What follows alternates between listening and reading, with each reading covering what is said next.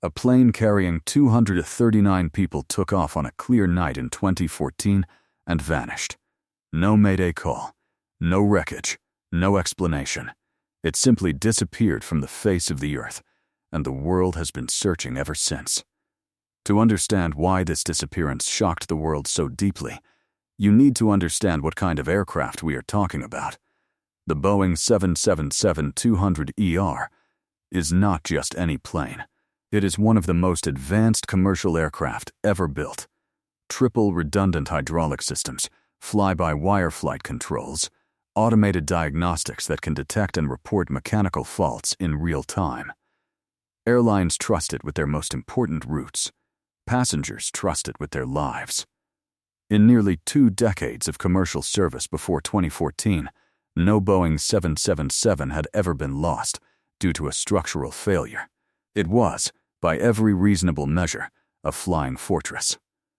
Malaysia Airlines was not a reckless carrier either. It operated an extensive fleet across Asia, the Middle East, and Europe. Its pilots were experienced. Its maintenance records were solid. In the world of commercial aviation, Malaysia Airlines Flight MH370 should have been just another routine overnight trip, the kind that departs in the dark and lands before breakfast. The route itself was one of the most well-traveled corridors in Southeast Asia. Kuala Lumpur to Beijing.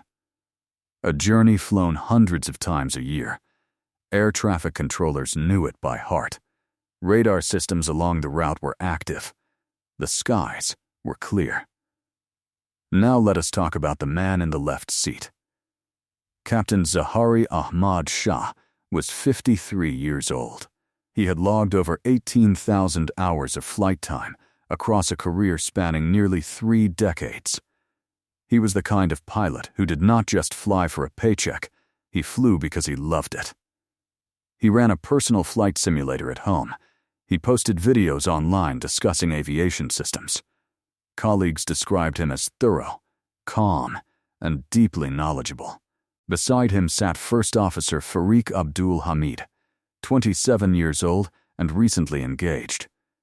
He was building his hours on the 777, the way all co-pilots do, learning the aircraft, learning the routes, working alongside experienced captains.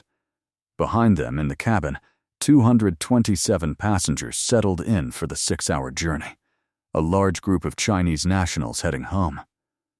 Malaysian families.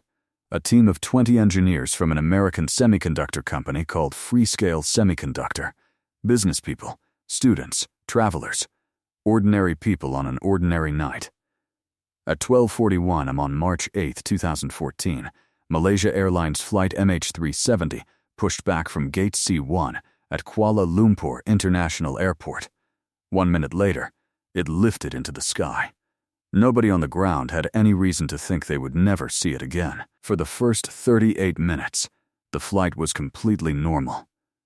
MH370 climbed to its cruising altitude of 35,000 feet and tracked northeast toward Vietnam, exactly as planned.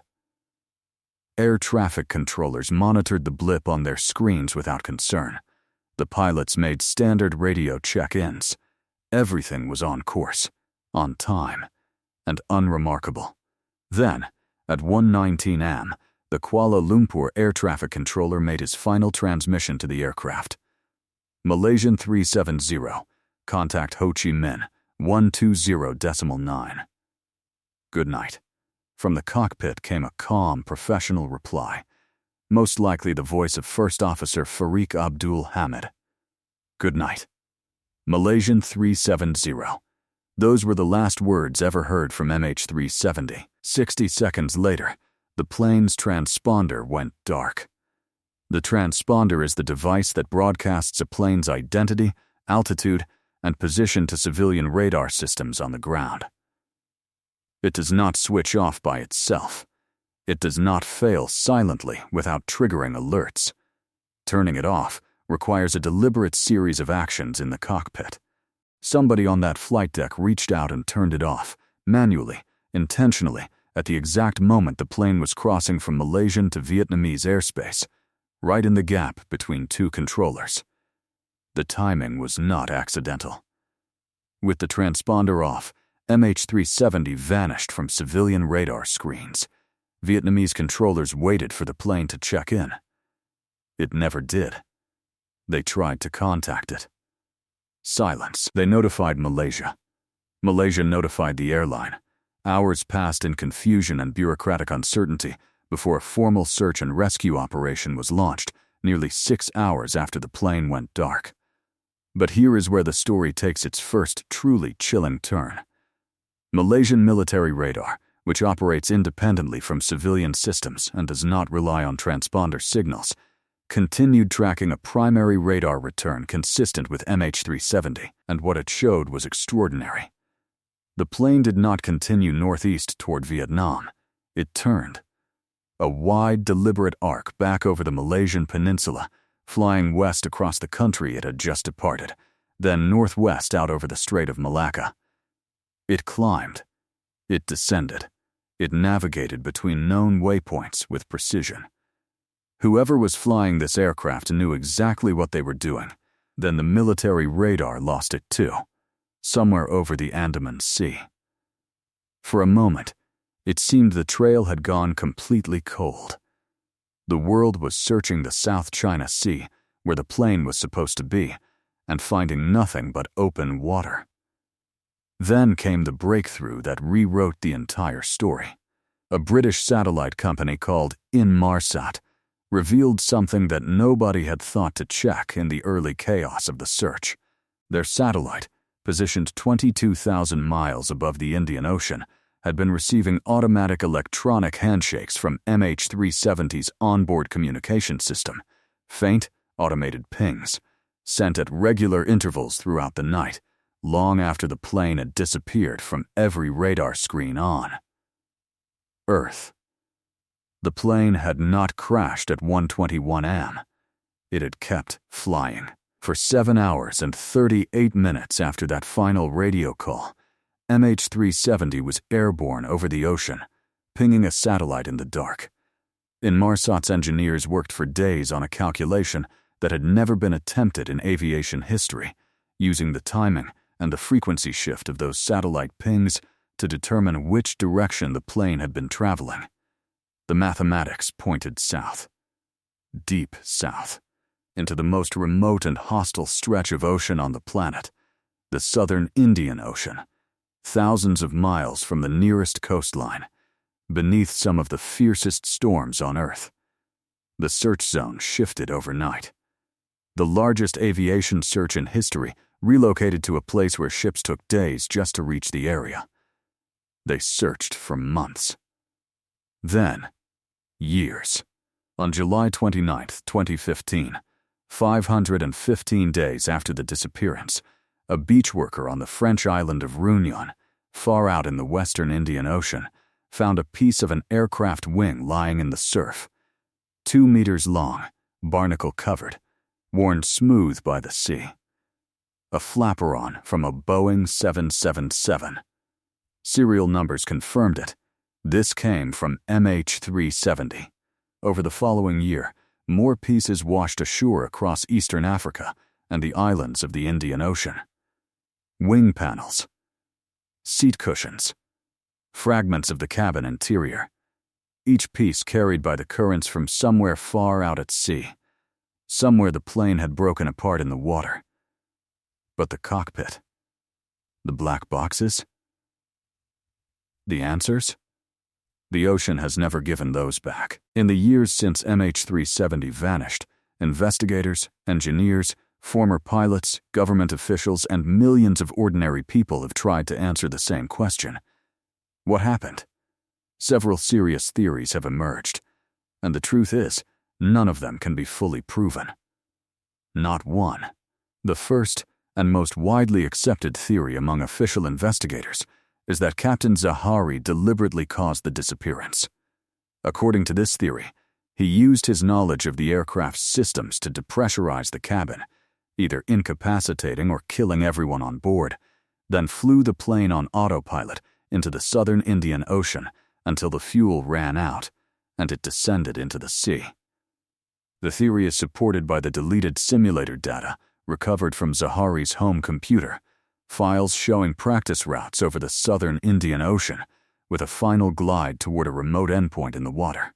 It is also supported by the absence of any distress call, any mechanical alert, any anomaly that would suggest an accident, rather than a controlled act. But critics of this theory are quick to point out that a man with no known history of mental illness, no suicide note, no farewell, no final message to his children, a man who by all accounts loved flying, makes a poor fit for this narrative. The simulator data is circumstantial. Pilots explore extreme routes all the time. Nothing has been proven. The second serious theory is mechanical catastrophe. Some aviation analysts, including former air crash investigators, believe a fire or an electrical fault, possibly originating in the cargo hold, where lithium batteries were stored in the freight, could have created toxic smoke that incapacitated the crew before they could report an emergency. Under this scenario, the plane continued flying on autopilot, with no one conscious at the controls, drifting south until it ran out of fuel. This theory explains the silence without requiring anyone on board to have done something monstrous. It is a theory of tragedy without villains. But it, too, cannot be confirmed without the flight data recorder. Then there are the theories that exist outside the boundaries of official investigation. Some people believe the plane was shot down, either accidentally during a military exercise or deliberately, and that governments involved chose silence over accountability. Proponents of this theory point to the Freescale semiconductor engineers on board, some of whom held patents related to advanced military technology, and suggest their presence made the flight a target. There is no credible evidence for this, but in the absence of a full explanation, it persists. Others believe the plane was electronically hijacked, seized remotely using cyber warfare tools that allow outside operators to override a modern aircraft's flight systems. This capability is theoretically discussed in cybersecurity circles, but has never been publicly demonstrated on a commercial aircraft.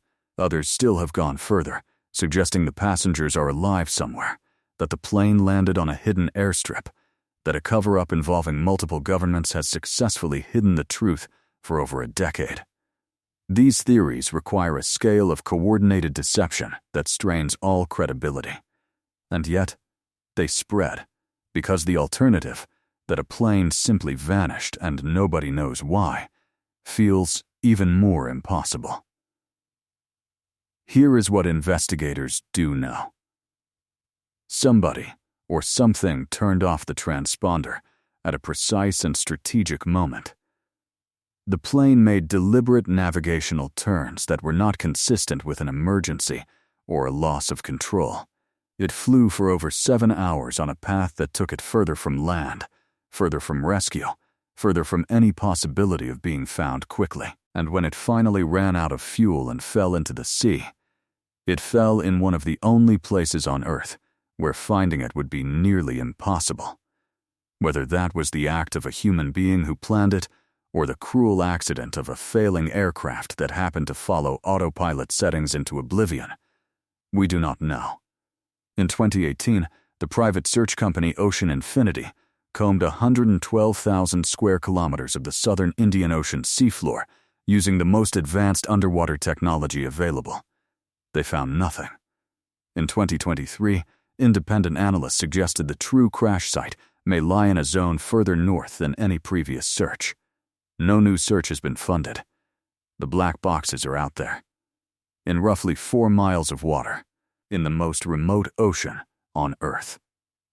Waiting. Flight MH370 has been missing for over a decade. 239 people boarded that aircraft and were never seen again. They were not statistics.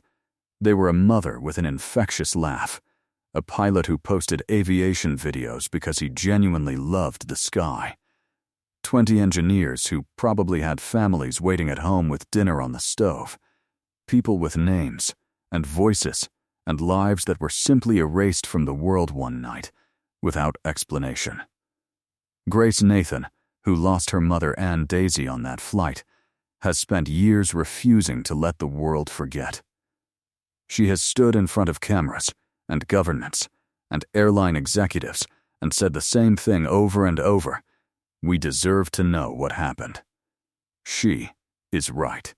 The disappearance of MH370 is not just an aviation mystery. It is a failure. A failure of the systems that were supposed to keep planes trackable anywhere on Earth. A failure of governments who may have known more than they said. A failure of an investigation that closed a case before the most important evidence was ever recovered.